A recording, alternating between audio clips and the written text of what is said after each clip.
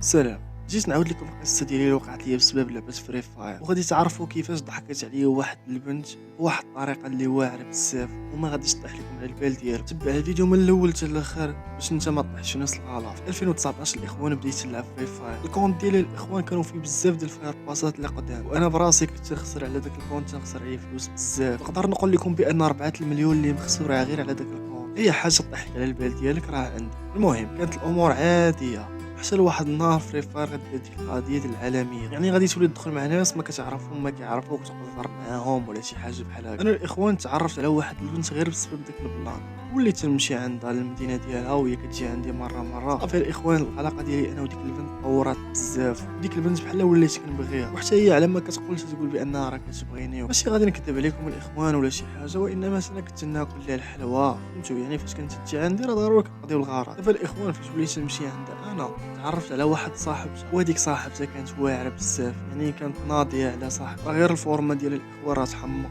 ديك صاحبتها ولات تدخل معنا حتى هي فري فاير وكتلعب معنا، ولكن كانت هي نوبه ديال بصح. انت لا تنبقى نعلمها، كنبقى ندخلها معايا، فهمتوا؟ ولا جات السكواد ولا شي حاجه قتلاتنا انا تنطور الدجال زعما وتنعتقها وكذا، عارف انت كنت واش. صافي ولينا كنهضروا في الواتساب، ماشي تنهضروا غير شويه ولا شي حاجه، وانما كنهضروا بزاف ديال الوقت. الصدى ديالي كتشوفني بانني اونلاين ولكن ما كتوهم حتى حاجه، لانني تنكون هضر مع صاحب. المهم صاحبتها ما قال لي حتى حاجه، وانا ما قال صاحبتي حتى حاجه، ما قال لي عندي الواتساب ديالها لا تلعب. دازت المده قلت صافي خصني ناكل ليها الحلويات، ما غاديش نبقى غير هضر معاها في الواتساب ولا شي حاجه. قلت لها شوفي راه غادي نجي عندك ان شاء الله المدينه ديالك، نتلاقاو ونديرو شي وقيته هكذا نريحو مع بعضياتنا. واختنا في الله فرحات بزاف، قالت لي اجي مرحبا بك وكذا، خصنا فين نريح. صافي تقول لي بان عندهم شي دار خاويه وما ساكن فيها حتى واحد وكذا، قلت صافي نتلاقاو في ديك الدار، لانني انا كنت معول انني ناكل الحلوى ماشي غادي نمشيو صافي. المهم الاخوان باقي عاقل، وقعوا لي شي بلانات مع الدار. صافي اجلت الموعد ديالي معاها، شوف السيمانه الجايه ان شاء الله راه غادي نجي. هي تقلقات مني ولات تقول لا ماشي فايل هادوك كذا، وانا شاد السير وديال الدار وبغيت نتلاقى معاك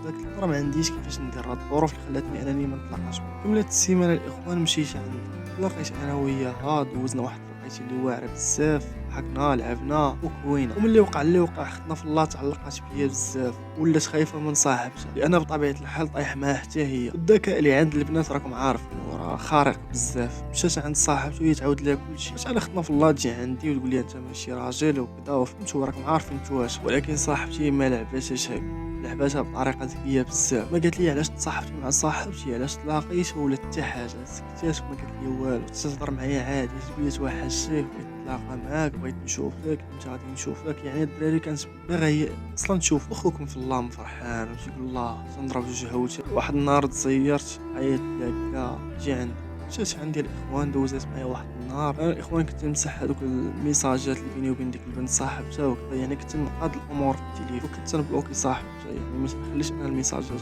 انهم يجيو من عندها ولا شي حاجه. انا في الله شدت من عندي التليفون، قالت لي عافاك عطيني التليفون هضر بيه كذا مع الدار، يعني ما يبقاوش مشكلين. انا على نيتي الاخوان لقيت التليفون، مشيت انني نجيب الخبز لاننا كان خصنا الفطره. جيت للدار ما لقيت لا التليفون، ما لقيت لا ديك البنت حتى حاجه. وهنا وانا نعرف الساطه ديالي بان دارت لي اكبر شمس العشيه في حياتي. دارت لي التليفون ودارت لي حتى الكونت. دازت لمده شي 7 اشهر هكا، لقيت بان الكونت ديالي داخل لي شي واحد، وهذا الشيء اللي قالوا لي الصديق ديالي لان الكونت عنده في ليزام. هضر مع شي واحد قال لي بان داك الكونت راه شراه من عند شي بنت بشي 1.5 مليون.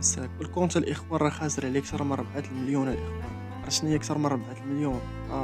بزاف. وليكن في العلم ديالكم الاخوان هاد القصه راه ماشي انا اللي وقعت ليا، وانما وقعت لواحد الدري صاحبي وراه بحال خويا. وهذا الشيء الاخوان راه اللي عاودت لكم راه حقيقه، راه ماشي تنكذب ولا شي حاجه. هاد الدري صاحبي كما قلت لكم راه بحال خويا. وهذه هي القصه كامله. ما تنساوش الدراري تشاركوا في القناه، تفعلوا الجرس، تخليو بزاف ديال لي كومونتير، خلي معكم واحد لايك، وان شاء الله نتلاقاو في قصه جديده.